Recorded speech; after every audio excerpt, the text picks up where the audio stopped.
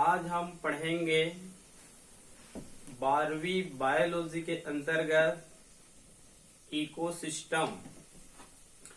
हम लोग पिछले 2-3 दिनों से इकोसिस्टम का ही अध्ययन कर रहे हैं और आज इकोसिस्टम के अंतर्गत पढ़ेंगे flow of energy in ecosystem.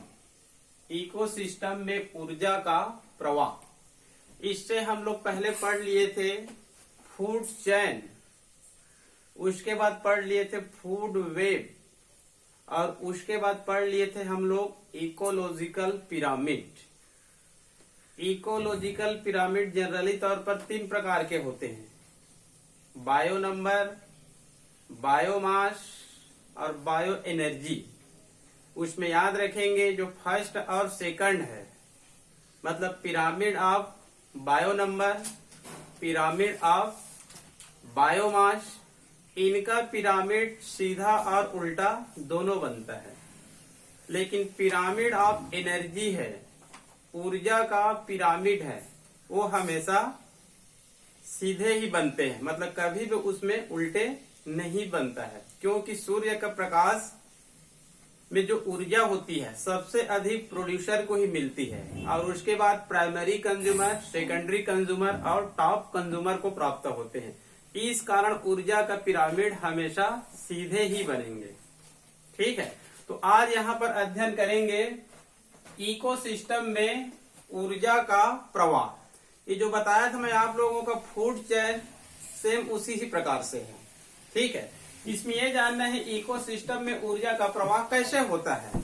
तो वहां पर हम लोग फूड चेन में क्या देखे थे, प्रोड्यूसर से लेकर टॉप कंज्यूमर तक, प्रोड्यूसर से लेकर टॉप कंज्यूमर तक जो खाद्य पदार्थ होती है, उनके खाद्य पदार्थ में जो ऊर्जा होती है उनके स्थानांतरण के क्रमबद्ध प्रवाह को फूड चेन कहा जाता है। तो कुल मिलाकर वहां पर भी एक इकोसिस्टम है और वहां पर भी ऊर्जा का क्या होता है, प्रवाह होता है। ठीक है, तो सेम कहने चाहिए ये भी है इकोसिस्टम में ऊर्जा का प्रवाह। तो मान लो कहना चाहिए कोई भी हम लोग एक इकोसिस्टम ले लेते हैं। इकोसिस्टम बहुत सारे प्रकार के हैं, तो किसी भी इकोसिस्टम में ऊर्जा के स्रोत से ऊर्जा को लेकर, किसी भी इकोसिस्टम में ऊर्जा के स्रोत से ऊर्जा को लेकर या ऊर्जा को ग्रहण करने के बाद प्रोड्यूसर से होते हुए प्राइमरी कंज्यूमर, सेकेंडरी कंज्यूमर और टॉप कंज्यूमर तक जाते हैं और उसके बाद डीकम्पोजर तक जाते हैं। तो ऊर्जा का जो स्थानांतरण होती है, मतलब सनलाइट से कहना चाहिए ऊर्जा ग्रहण करते हैं सबसे पहले पौधे, पौधे से प्राइमरी कंज्यूमर, सेकेंडरी कंज्यूमर, फिर टॉप कंज्यूमर, फिर डीकम्पोजर मतलब अपघटन कर्ता तक क्रमबद्ध रूप से ऊर्जा का जो स्थानांतरण होते हैं। तो उसी ऊर्जा के स्थानांतरण को ही क्या कहा जाता है, इकोसिस्टम में ऊर्जा का प्रवाह। ठीक है जी, इसका मैं आप लोगों को एक सिंपल चित्र बता रहा हूं, इसको ज्यादा याद करने की आवश्यकता नहीं है। इकोसिस्टम चैप्टर बहुत ही सरल है। ठीक है, तो इसका मैं आप लोगों को एक चित्र बता रहा हूं, लेकिन कई बार इसी को नीट में पूछा गया है, इकोसिस्टम में ऊर्जा का जो प्रवाह होता है इसको हम लोग क्या कह सकते हैं या फिर किससे तुलना कर सकते हैं। तो इसको कहना चाहिए ऊष्मागतिकी का द्वितीय नियम भी कहा जाता है, मतलब ये उसी से रिलेटेड है। लिंडमान नामक साइंटिस्ट ने इसके लिए एक 10% का नियम भी दिया है। तो इसको लिंडमान का 10% का नियम भी कह सकते हैं या फिर ऊष्मागतिकी का द्वितीय नियम के अनुसार यहाँ पर ऊर्जा का क्या होता है, प्रवाह होता है। भौतिकी के अनुसार ऊर्जा का न तो निर्माण होता है और न ही विनाश होता है, बल्कि इसका केवल एक रूप से दूसरे रूप में क्या किया जा सकता है, रूपांतरण किया जा सकता है। और इकोसिस्टम में कहना चाहिए ऊर्जा का प्रवाह हमेशा एक दिशी ही होगा, वन वे फ्लो ही होगा, एक ही दिशा में होगा। ठीक है जी, तो यहाँ पर मैं आप लोगों को एक सिंपल चित्र बता रहा हूँ, उस चित्र में क्लियर हो जाएगा कि इकोसिस्टम में ऊर्जा का प्रवाह कैसे होता है। ठीक है जी,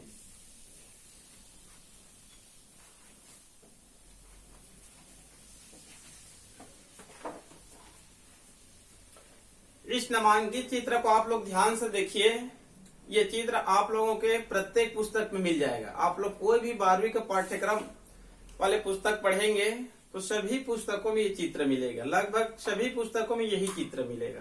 ठीक है, थोड़ी बहुत विविधता पाई जाती है।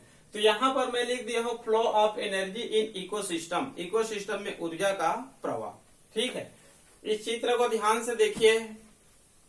ये है सन, मतलब सूर्य। ठीक है, हमको पता है जो सूर्य होती है, सन होती है, इनसे कहना चाहिए 100% ऊर्जा पृथ्वी पर आती है। लेकिन ये माना जाता है कि इन 100% में से 99.8% ऊर्जा पुनः प्रवर्तित होकर कहाँ चली जाती है? ऊपर चली जाती है। 99.8% ऊर्जा परावर्तन के माध्यम से पुनः ऊपर चली जाती है, मतलब हमारे कोई काम का नहीं है। लेकिन इसमें बच गया 0.2% ऊर्जा, 0.2% ऊर्जा। ये जो 0.2% जो ऊर्जा है, यही ऊर्जा समस्त जीव के लिए, पृथ्वी पर कहना चाहिए जितना ही जीव है, चाहे प्लांट हो चाहे एनिमल, दोनों के लिए क्या होती है? पर्याप्त होती है।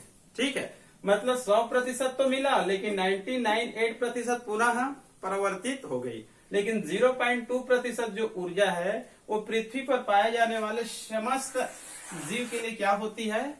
पर्याप्त होती है। ठीक है, लेकिन यह भी माना जाता है इसमें से जितना ग्रहण करते हैं इसका केवल कहना चाहिए 2% ही प्रकाशीय ऊर्जा रासायनिक ऊर्जा में क्या होती है? परिवर्तित होती है। क्लियर? तो यहाँ पर एक चित्र देखते हैं, ये सन है और यहाँ से सनलाइट मिलती है। सनलाइट में क्या होती है? एनर्जी होती है, ऊर्जा होती है। तो यहाँ से जो 100% ऊर्जा मिलेगा हमको प्रारंभ में, ठीक है, तो इसमें से कहना चाहिए, यहाँ पर मैं लिख दिया हूँ लेफ्ट साइड और राइट साइड में, वायुमंडल द्वारा अवशोषित ऊर्जा। अधिकांश ऊर्जा को वायुमंडल द्वारा क्या कर ली जाती है? अवशोषित कर ले जाती है, मतलब परिवर्तित होकर ऊपर चली जाती है। यहाँ पर लिख दिया हूँ भूमंडल को गर्म करने में प्रयुक्त ऊर्जा। तो इसके अधिकांश ऊर्जा यहाँ और यहाँ चला गया। ठीक है, यहाँ पर मैं लिख दिया हूँ पौधों द्वारा अवशोषित ऊर्जा या फिर हरे पौधों द्वारा अवशोषित ऊर्जा, केवल 2% ऊर्जा का रासायनिक ऊर्जा में परिवर्तन होता है। मतलब अधिकांश 99 यहाँ चला गया, अब 0.2% मिला है। ये कहना चाहिए हरे पौधों द्वारा क्या कर ली जाती है? अवशोषित कर ली जाती है। और उसमें से केवल 2% ऊर्जा ही प्रकाशीय ऊर्जा से रासायनिक ऊर्जा में क्या होती है? परिवर्तित होती है। मतलब बहुत ही कम मात्रा में ऊर्जा की आवश्यकता होती है। ठीक है, क्योंकि अधिकांश ऊर्जा तो पुनः वापस चली जाती है। तो ये सन है और ये कहना चाहिए वायुमंडल द्वारा अवशोषित, और ये भूमंडल को गर्म करने में प्रयुक्त ऊर्जा। और जो 0.2% होती है उनको हरे पौधे क्या कर ली जाती है? ग्रहण कर ली जाती है। उसमें से केवल 2%, 0.2 का कहना चाहिए, बाद में देखते हैं, 2% ही प्रकाशीय ऊर्जा रासायनिक ऊर्जा में क्या होती है? परिवर्तित होती है। ये कहना चाहिए समस्त पौधे, समस्त जीव के लिए क्या होती है? पर्याप्त होती है। अब ये हरे पौधे इस सनलाइट की सहायता से फोटोसिंथेसिस के माध्यम से अपना भोजन का निर्माण स्वयं करते हैं और 100% ऊर्जा का निर्माण करते हैं। उस 100% ऊर्जा में से इस हरे पौधे में 100% अभी ऊर्जा है, तो इनका 90% ऊर्जा इस पौधे की जो स्वयं जैविक क्रिया होती है, इस पौधे में विभिन्न प्रकार की कहना चाहिए फिजियोलॉजिकल एक्टिविटी होती रहती है। ठीक है, जैविक क्रिया संपन्न होती रहती है। उसमें 90% ऊर्जा क्या हो जाती है? खर्च हो जाती है या फिर प्रयुक्त हो जाती है। क्लियर? और वो बाद में कहना चाहिए ऊष्मा के रूप में शरीर से क्या हो जाती है? बाहर निकल जाती है या फिर अनुपयुक्त ऊर्जा कह सकते हैं। मतलब जो 90% ऊर्जा है स्वयं इनके जैविक क्रियाओं में क्या हो गया? खर्च हो गया। क्योंकि प्रत्येक जीव को कहना चाहिए अपने जीवन यापन चलाने के लिए किसकी आवश्यकता पड़ती है? ऊर्जा की आवश्यकता पड़ती है। अब इसके शरीर में कितनी ऊर्जा बच गई? शेष 10%, 90% तो स्वयं एक खर्च कर दिए। अब उनके शरीर में कहना चाहिए कितनी ऊर्जा बची हुई है? 10% बची हुई है इस हरे प्लांट्स में। अब इस हरे प्लांट्स को भोजन के रूप में जो प्राइमरी कंज्यूमर होते हैं वो ग्रहण करते हैं, तो ये 10% ऊर्जा इनके शरीर में आ जाती है प्राइमरी कंज्यूमर में। और प्राइमरी कंज्यूमर में आती है तब इस 10% को हम लोग 100% एनर्जी के रूप में पुनः यहाँ पर वर्णन करेंगे। इनके शरीर में 100% हो गया। अब ये जो 100% ऊर्जा हुआ उसमें से पुनः कहना चाहिए 90% ऊर्जा कहना चाहिए ये जो प्राइमरी कंज्यूमर है अपने स्वयं के जैविक क्रियाओं में क्या हो जाती है, खर्च हो जाती है, क्योंकि ये तो एनिमल है। जब प्लांट कहना चाहिए जैविक क्रियाओं में खर्च कर सकती है तो ये सब कहना चाहिए क्या है, ये एनिमल है। ये तो समस्त कहना चाहिए विभिन्न प्रकार के बायोलॉजिकल एक्टिविटी या फिर फिजियोलॉजिकल एक्टिविटी होती रहती है, जिसके कारण कहना चाहिए 90% ऊर्जा क्या हो जाती है, खर्च हो जाती है। क्लियर। उसके बाद कहना चाहिए इसमें भी जो 10% ऊर्जा होती है वो शेष रह जाती है। जो 90% खर्च होती है वो अनुपयुक्त ऊर्जा कहलाती है, या फिर शरीर से कहना चाहिए बाहर ऊष्मा के रूप में बाहर निकल जाती है। अब इसमें भी 10% की ऊर्जा पुनः शेष बच गया, जिसको संचित ऊर्जा बोलते हैं। मतलब हर स्तर में 10% का ऊर्जा बचेगा। इसी कारण इसको लिंडमान नामक साइंटिस्ट ने इसको 10% का नियम भी इसको कहा है। ठीक है। उसके बाद ये प्राइमरी कंज्यूमर के बाद सेकेंडरी कंज्यूमर में आते हैं, तो यही क्रिया आगे निरंतर चलती रहती है। ठीक है। अब ये कहने चाहिए प्राइमरी कंज्यूमर से सेकेंडरी कंज्यूमर भी 10% ऊर्जा को क्या करती है, ग्रहण करती है। और यहाँ पर हम लोग इसको कितना प्रतिशत में कन्वर्ट कर देंगे, 100% में कन्वर्ट कर देंगे। अब ये कहना चाहिए पुनः यहाँ पर 90% ऊर्जा पुनः खर्च हो जाती है और 10% ऊर्जा पुनः संचित रहती है शेष ऊर्जा के रूप में। अब ये कहना चाहिए सेकेंडरी से ये टर्शियरी कंज्यूमर में चली जाती है, टॉप कंज्यूमर में चली जाती है। तो यहाँ पर भी वही प्रक्रिया होती है। यहाँ पर भी 90% ऊर्जा स्वयं की जो बायोलॉजिकल एक्टिविटी है, जैविक क्रिया है या फिर फिजियोलॉजिकल एक्टिविटी है, उसमें क्या हो जाती है, खर्च हो जाती है। और जो शेष कहना चाहिए जो 10% ऊर्जा होती है ये यहाँ पर संचित रहती है। ये क्रिया आगे चलती है और ये कहाँ पहुंच जाती है, ये क्रिया आगे चलती है और ये डीकम्पोजर में पहुंच जाती है। मतलब अपघटक में पहुंच जाती है। अपघटक के अंतर्गत विभिन्न प्रकार के माइक्रो ऑर्गेनिज्म आते हैं, बैक्टीरिया आते हैं, कवक आते हैं, एक्टिनोमाइसीट्स है एवं अन्य सूक्ष्म जीवी होते हैं। अब ये कहना चाहिए इनके शरीर में जो 10% ऊर्जा है ये इनके शरीर में आ जाती है। ये भी 90% ऊर्जा को स्वयं की जैविक क्रियाओं में क्या कर देते हैं, खर्च कर देते हैं। और इसमें बाद में 10% ऊर्जा की बचत होती है। इसको कहना चाहिए डीकम्पोजर बाहरी वातावरण में क्या कर देते हैं, ये मुक्त कर देते हैं। ठीक है। तो कुल मिलाकर ये कहना चाहिए एबायोटिक फैक्टर या फिर वातावरण में चली जाती है। क्लियर। और इस प्रकार से कहना चाहिए पुनः शुरू में आ जाते हैं, पुनः सूर्य में आ जाएंगे, सनलाइट में आ जाएंगे, पुनः 100% ऊर्जा। ठीक है। तो ये कहना चाहिए हमेशा इस प्रकार से इकोसिस्टम में ऊर्जा का प्रवाह होता रहता है। ठीक है। ये चित्र को बना देंगे। ठीक है। ये चित्र में जैसे कि पहले आप सन बना देंगे और उसके बाद पौधों द्वारा अवशोषित मतलब ग्रीन प्लांट से लिख सकते हैं, फिर प्राइमरी कंज्यूमर, सेकेंडरी कंज्यूमर, फिर टॉप कंज्यूमर, फिर डीकम्पोजर। प्रत्येक स्तर में 90% ऊर्जा क्या हो जाती है, स्वयं की बायोलॉजिकल एक्टिविटी में खर्च हो जाती है। और शेष कहने की जो 10% ऊर्जा होती है वो एक स्तर से दूसरे स्तर में जाते हैं। जब दूसरे स्तर में जाते हैं तो पुनः उसको 100% ऊर्जा के रूप में कन्वर्ट कर देते हैं। ठीक है। ताकि 90% ऊर्जा खर्च हो जाए और 10% ऊर्जा पुनः बच जाए। तो ये हो गया आप लोगों का इकोसिस्टम में ऊर्जा का प्रवाह। पारिस्थितिक तंत्र में ऊर्जा का प्रवाह हमेशा एक दिशा की होता है और ऊर्जा का निर्माण या फिर ऊर्जा का विनाश नहीं होता है, केवल एक रूप से दूसरे रूप में क्या होता है, रूपांतरण हो सकता है। ठीक है। इसके बाद पढ़ेंगे plant succession. Plant succession, plant succession का तात्पर्य यह होता है हिंदी में पादप अनुक्रमण। पादप अनुक्रमण। ठीक है। ये पुरानी सिलेबस में लगभग पहले 11वीं में और अभी वर्तमान में इकोलॉजी के अंतर्गत 12वीं में है। ये बहुत ही सरल है। ठीक है। पादप अनुक्रमण, प्लांट सक्सेशन, इसका अर्थ होता है कोई भी इकोसिस्टम या कोई भी जैविक समुदाय या फिर कोई भी स्थान हमेशा एक समान नहीं होते हैं। कोई भी इकोसिस्टम या कोई भी बायोटिक कम्युनिटी या फिर कोई भी स्थान हमेशा एक समान नहीं होते हैं। समय के अनुसार उसमें परिवर्तन होते रहते हैं। इसी को सक्सेशन कहा जाता है, या फिर परिवर्तन के बाद वहां पर एक कहना चाहिए फॉरेस्ट बन जाती है, तब इसको प्लांट सक्सेशन कहा जाता है। तो यहाँ पर प्लांट सक्सेशन का अध्ययन करेंगे, मतलब कोई भी जो वास स्थान है, कोई भी बायोटिक कम्युनिटी है, कोई भी इकोसिस्टम है, वो हमेशा एक समान नहीं होती है। समय के अनुसार उसमें क्या होते रहते हैं, परिवर्तन होते रहते हैं। इसी को प्लांट सक्सेशन कहते हैं। तो यहाँ पर प्लांट सक्सेशन का दो उदाहरण दिया गया है, एक है हाइड्रोशियर और एक है जीरोशियर।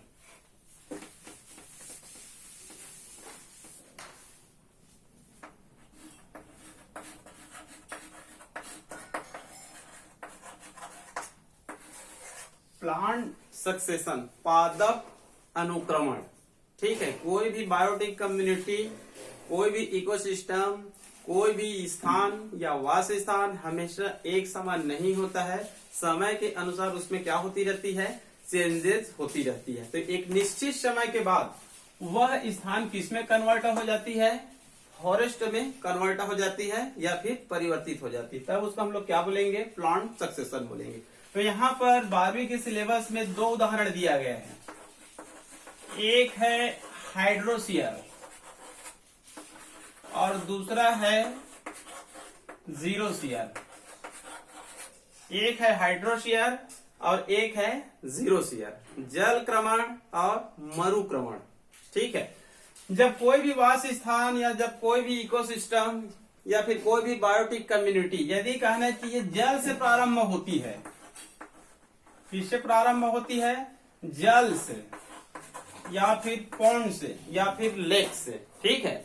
तो कोई भी सक्सेशन यदि जल से प्रारंभ होती है और धीरे धीरे परिवर्तित होते होते वो लास्ट में कहना चाहिए एक निश्चित समय के बाद किस में बदल जाती है, फॉरेस्ट में बदल जाती है। तो चूंकि ये कहना चाहिए जल से प्रारंभ होती है, जिसके कारण इसको क्या नाम दे दिया गया है, हाइड्रोशियर। ये तुरंत नहीं होती है, इसको होने के लिए कई स्टेज चाहिए, कभी कभार 1 साल 2 साल 5 साल 50 साल भी इसमें लग सकता है, ठीक है।